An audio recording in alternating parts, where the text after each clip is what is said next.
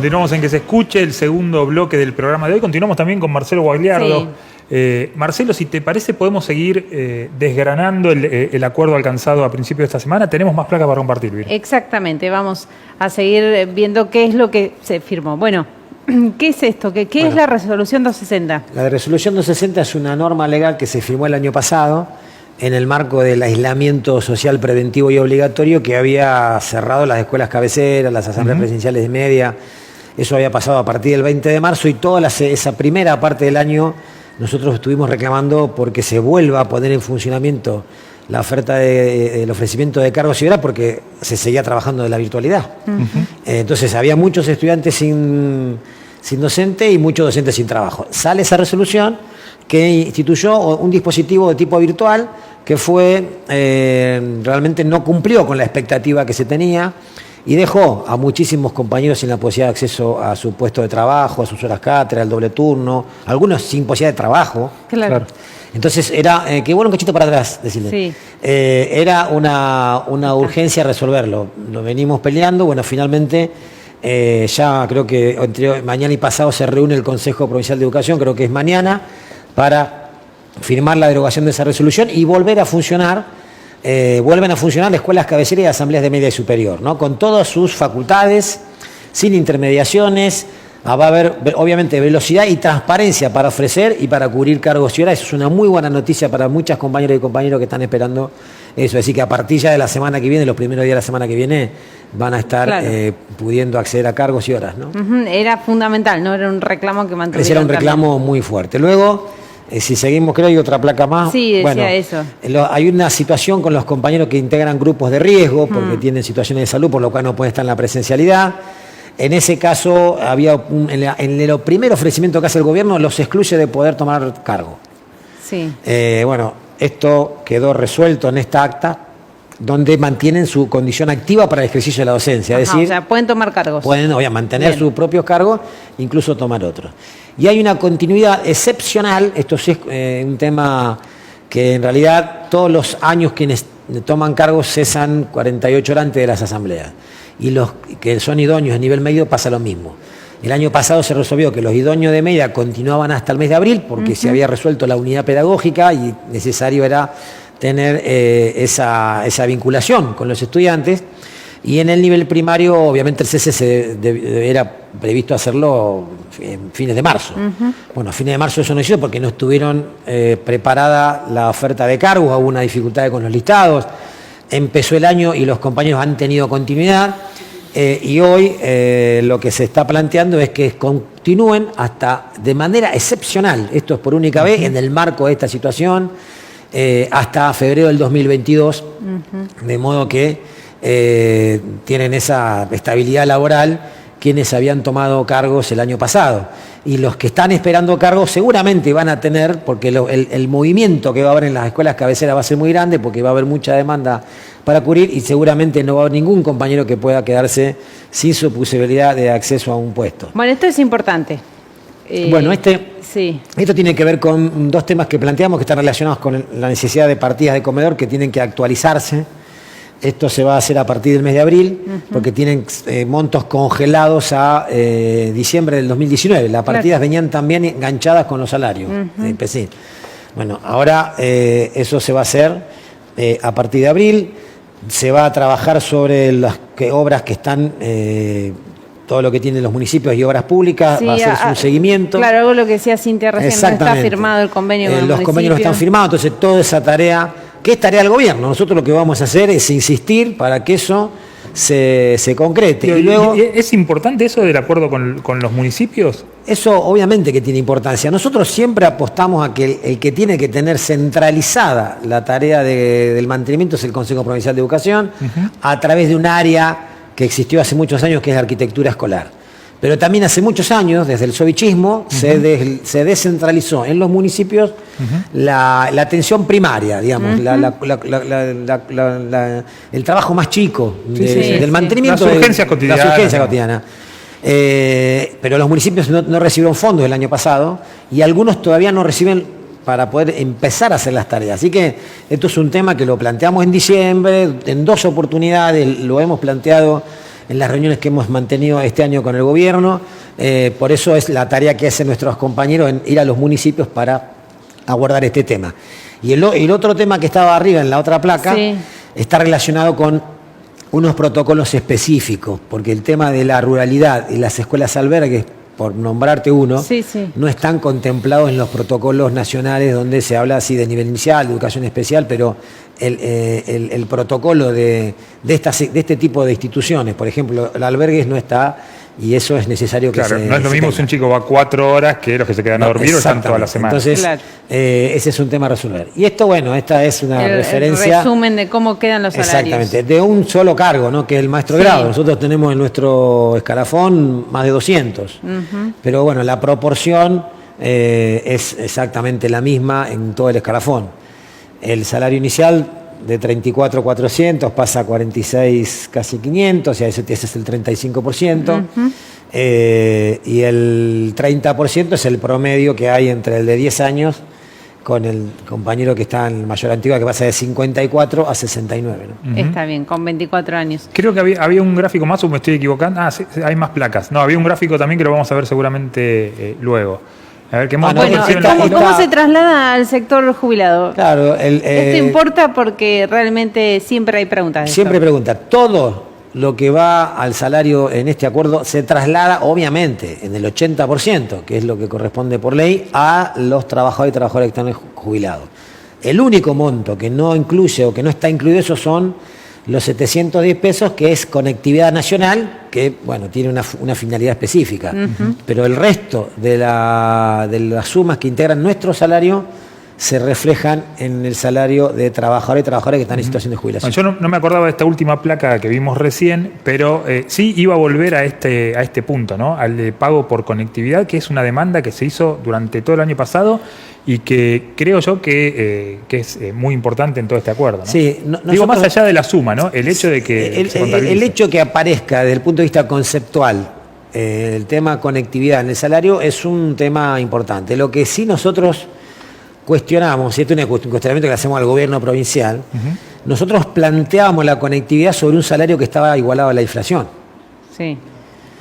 ¿No? Entonces, el problema es que el gobierno planteó una suma por conectividad en el mes de diciembre con un salario que estaba al 36% atrás de la inflación. Por tanto, eso no iba a ir a pagar conectividad. Ya se había pagado con el salario derrumbado que se tenía y eso en todo caso servía o compensa el costo de vida que tiene un trabajador. Por eso que desde el punto de vista conceptual es importante porque es un gasto que se tiene, incluso la ley de teletrabajo ya plantea que los empleadores deben garantizar no solamente los dispositivos electrónicos y la reparación de los mismos, sino que también el gasto que el trabajador tenga para estar conectado. Entonces, eso es una imposición por ley ya. Pero claro, sobre un salario que te permita vivir con mínima dignidad. Pues si yo tengo un salario derrumbado, destruido, y me pagás conectividad, evidentemente no voy a usar conectividad, voy a tener que pagar mi gasto de lo cotidiano, de un mantenimiento de la familia, ¿no? De ahí vino que nosotros rechazamos la suma que el gobierno ofreció en el mes de diciembre y como bien decís vos, es importante que aparezca el concepto, ¿no? Claro, que aparezca. Bueno, tenemos algunas placas más.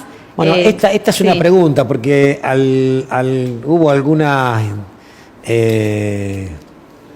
corrillos por ahí, de que esto se cobraba ahora y que bueno, se cobraba más, ¿viste? Porque hubo un gran esfuerzo de algún sector de ATEN de querer, bueno, que la propuesta sea rechazada, ¿no? Y se dijeron barbaridades, algunas críticas que uno puede aceptarla porque están dentro de las discusiones que tiene cualquier sindicato, pero cuando se dicen barbaridades hay que aclararlas. Por ejemplo, este incremento salarial se incorpora definitivamente al salario mensual. O sea, se va a cobrar de acá en adelante. Pasa el salario. Lo que puede modificarse, y ojalá pase, en julio cuando se incremente en la mesa de negociación. Pero lo que está ingresado, se ingresa de modo definitivo.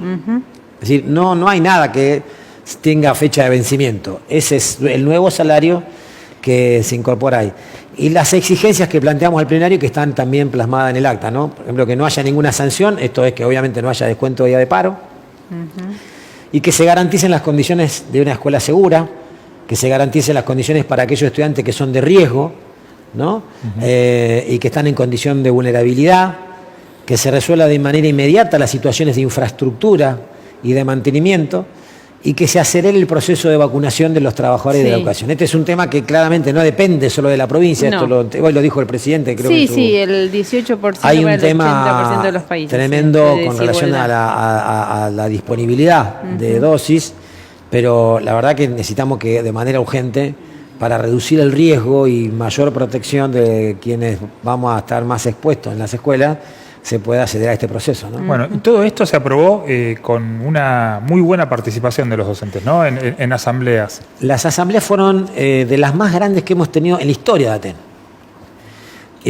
Incluso en el conflicto del 2018, que fue un conflicto que cerró con muchísimas compañeras y compañeros en todas las seccionales, se compara con este, que tiene la característica de la virtualidad, que garantizó la participación de aquellos que son compañeros de riesgo, que tienen familiares de riesgo, que no pudiesen haber estado en una reunión presencial, que permitió discutir, debatir con muchísimo tiempo de anticipación a la asamblea, porque la propuesta se tuvo el día lunes a la tarde y la asamblea se hizo el otro día a las 6 de la tarde, es decir, que todo el mundo pudo conocer en qué consistía la propuesta, qué contenido tenía, qué alcances tenía, y nosotros también trabajamos obviamente difundiendo de manera objetiva cuáles eran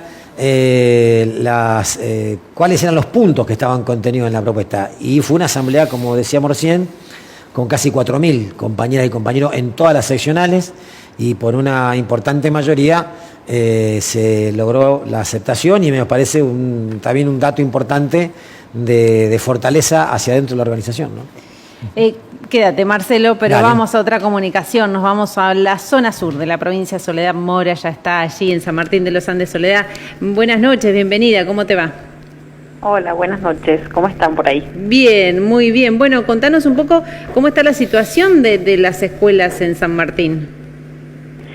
Bueno, lo primero que tenemos para decir es que la situación de las escuelas en San Martín no difiere de la situación en la que se encuentran las escuelas en general en toda la provincia de Neuquén. Aquí en San Martín son 10 escuelas las que no han podido comenzar el ciclo lectivo todavía. La semana pasada fueron algunas más, pero bueno, esto tiene que ver con que todavía hay escuelas en las que se están haciendo trabajos de mantenimiento y que se encuentran con personal trabajando, otras escuelas que se encuentran en un estado mucho peor y que tiene que ver con escuelas sin gas que están esperando obras de infraestructura un poco mayores, que necesitan otro presupuesto y otros tiempos. Bueno, a raíz de lo que ha sucedido en toda la provincia y que tiene que ver con la inspección por parte de Camusi y el retiro de medidores y de revisión de las instalaciones de gas, muchas de ellas que no están dentro de las instalaciones necesarias y seguras para las escuelas, ¿no? Tenemos también escuelas de la ruralidad en las que no se ha resuelto el tema del transporte escolar, por lo tanto los niños y las niñas no han podido llegar hasta la escuela. En San Martín tenemos además 2 escuelas rurales que tienen muchos problemas con el suministro de agua potable y en este momento no tienen garantías de acceso a agua segura, lo cual es un problema habitual, digamos, y que se repite todos los años, pero que en este contexto es mucho más complejo todavía, ¿no? Y luego están muchos grados en muchas escuelas primarias y muchas horas en el nivel medio de estudiantes que se encuentran sin docentes, ¿no? Porque como todos y todas sabemos, no se han designado los cargos y las horas que han quedado vacantes y que tienen que ser cubiertos, que son muchos lamentablemente, y bueno, y que estamos a la espera de que se resuelva eso en el ámbito del Consejo Provincial de Educación, ¿no? Muchos problemas, Soledad, muy disímiles, también como la geografía que tienen ustedes, ¿no? También situaciones muy diferentes en cada escuela. Recién le consultábamos a Cintia Galeto en Chosmalal. ¿Cuál es la situación de conectividad que tienen ustedes en San Martín? Pensando sobre todo también en la vuelta parcial a la presencialidad, ¿no? Sí, bueno, ese problema se repite lamentablemente igual que el año pasado. No se ha realizado un trabajo y una acción directa que vaya a resolver este problema. Si bien hubo por parte de la cooperativa telefónica durante el año pasado de San Martín de los Andes, junto con el distrito escolar y el municipio, un acuerdo de ofrecer conexiones gratuitas para 200 estudiantes, esto fue totalmente insuficiente y este año nos encontramos con el mismo problema, ¿no? Por un lado, en las zonas rurales la dificultad que bien vos mencionás, que tiene que ver con la geografía del lugar, que es imposible garantizar la conectividad ahí, pero luego se encuentran las escuelas de los barrios, las escuelas incluso, escuelas céntricas que tienen matrícula de estudiantes que no pueden sus familias garantizar la conectividad para continuar en los casos en los que se hace necesario la educación a través de la virtualidad, ¿no? Y lamentablemente tenemos que decir que este problema se repite, y si bien pasó un año del inicio primero del aislamiento y luego del distanciamiento social obligatorio, este sigue siendo un problema sin resolver. Soledad, ¿y en el caso de San Martín hay convenios ya firmados con el municipio? ¿Te referís al convenio de mantenimiento? De mantenimiento, sí. Aún no tenemos precisiones de que se haya firmado efectivamente el convenio. Lo que sí sabemos es que, porque esto nos lo ha comunicado el intendente de San Martín en el mes de diciembre, que se estaban revisando los términos de ese convenio y que había un pedido por parte del municipio de ampliación de presupuesto, ¿no? Porque claramente luego de un año en el que no se hizo ningún tipo de mantenimiento en las escuelas, la situación es muy compleja y se necesitan claramente mayores recursos para poder empezar a dar soluciones, ¿no? Que nosotros y nosotras entendemos que llegan muy sobre el inicio del ciclo lectivo, que hubo una demora en este sentido, y lo que estamos demandando y venimos trabajando fuertemente en San Martín de los Andes tiene que ver con la exigencia, por un lado, al municipio de que resuelva lo relacionado a este convenio, y también de que presente un plan de acción a mediano y a largo plazo para afrontar esta problemática que, como todos y todas sabemos, ya se torna estructural, ¿no? Más allá de los emergentes que fueron surgiendo en este último tiempo, hay una problemática estructural de falta de condiciones de mantenimiento, de infraestructura y de seguridad e higiene, que además en este contexto de pandemia implican una serie de condiciones, ¿no?, para poder llevar adelante la educación en este contexto. Bien, Soledad, te agradecemos mucho la charla. Bueno, muchas gracias y buenas noches a ustedes por comunicarse. Bueno, Soledad Mora, secretaria general de ATEN San Martín de los Andes. Bueno, y nos queda todavía un tiempito. Te iba a preguntar eso, ¿conectividad en las escuelas, se hizo algo? No. No. No, esa situación está como el año pasado. Sí. O sea, sigue siendo un déficit importante del sistema educativo de tener en todas nuestras escuelas conectividad. Hay muchas que lo tienen, hay otras tantas que no, pero el problema es que no lo tienen las comunidades, ¿no? Entonces hay muchos lugares, incluso acá en la ciudad y del interior de la provincia, que no tienen la posibilidad de acceso a Internet, o tienen una muy mala señal. Sí, sí.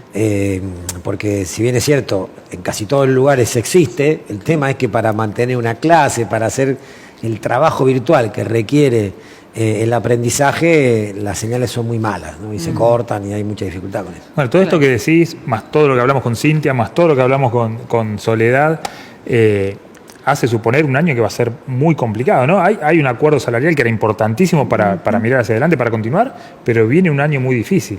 Viene un año complejo, claro que sí. Creo que nadie podría suponer que iba a ser distinto. Nosotros lamentamos no haber sido escuchados, porque cuando el año pasado fuimos a la legislatura le planteábamos esto. El 2020 nos sorprendió la pandemia, era inesperado, fenómeno. Ahora, 2021 todos sabíamos que iba a ser necesario generar condiciones de presencialidad, garantizar condiciones de conectividad y dispositivos, porque la presencialidad iba a ser alternada, porque además no hay ninguna seguridad de que, aun cuando pueda empezar la presencialidad, Tal cual. en las condiciones que se va a realizar, no tengamos que por alguna nueva ola, por alguna situación que se complejice lo sanitario, haya que retroceder.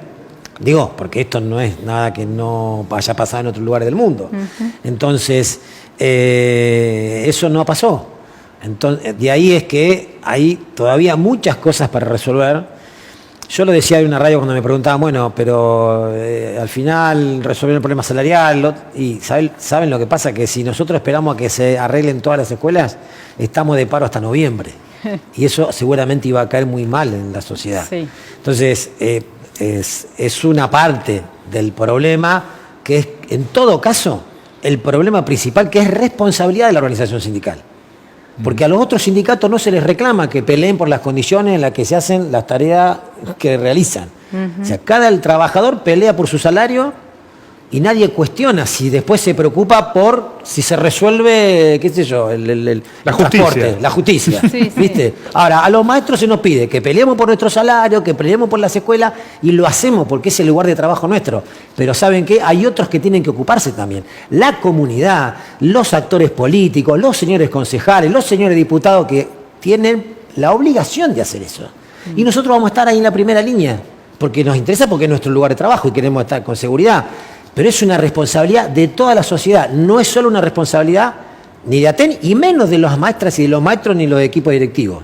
Es una responsabilidad del colectivo y las comunidades de cada escuela y la comunidad en general, la sociedad en su conjunto, ¿no?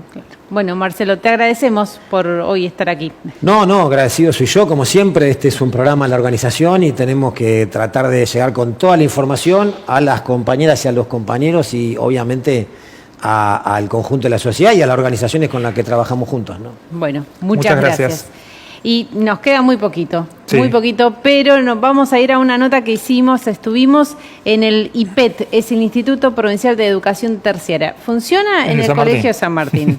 Ya miramos qué es lo que sucede en San Martín, bueno, pero ahora vamos a escuchar además lo que pasa en el IPET, que tampoco está pudiendo comenzar las clases.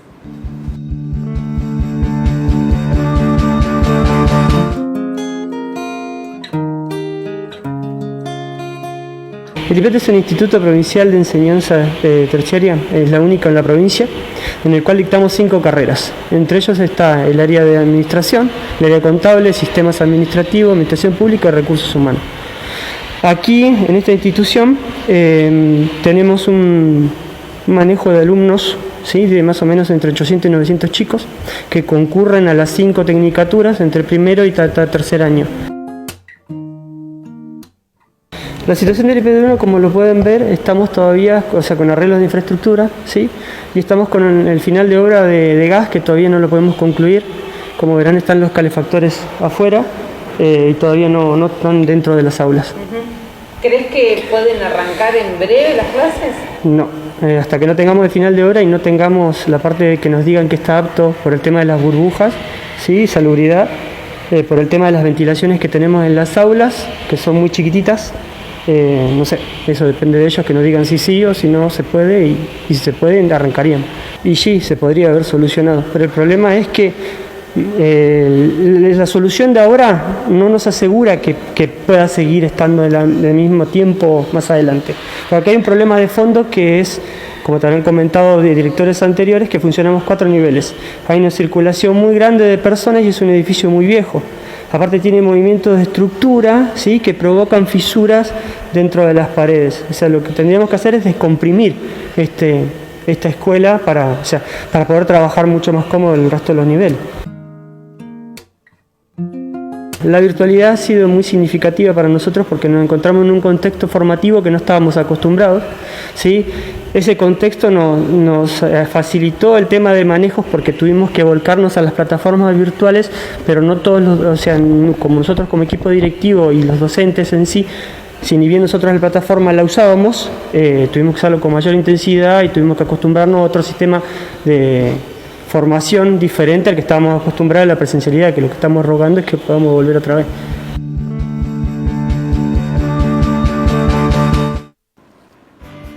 Bueno. De esta forma llegamos al final del programa del día de hoy, Viri. Quedaron cosas, no sé, seguimos adeudando una nota en Plotier, pero la semana que viene la vamos a poner al aire. Y bueno, y todo el material está en las redes, busquen en el Face de Aten, en que se escuche en YouTube también. Y por supuesto, volveremos la semana que viene a las 10 de la noche. Y en la medida de que retorne cierta normalidad, también vamos a volver a salir de este estudio al interior de la provincia, a recorrer la provincia, al norte, al sur, a todos los lugares que podamos. Esperemos que sí. Bueno, muchas gracias a todos por estar allí del otro lado. Hasta luego.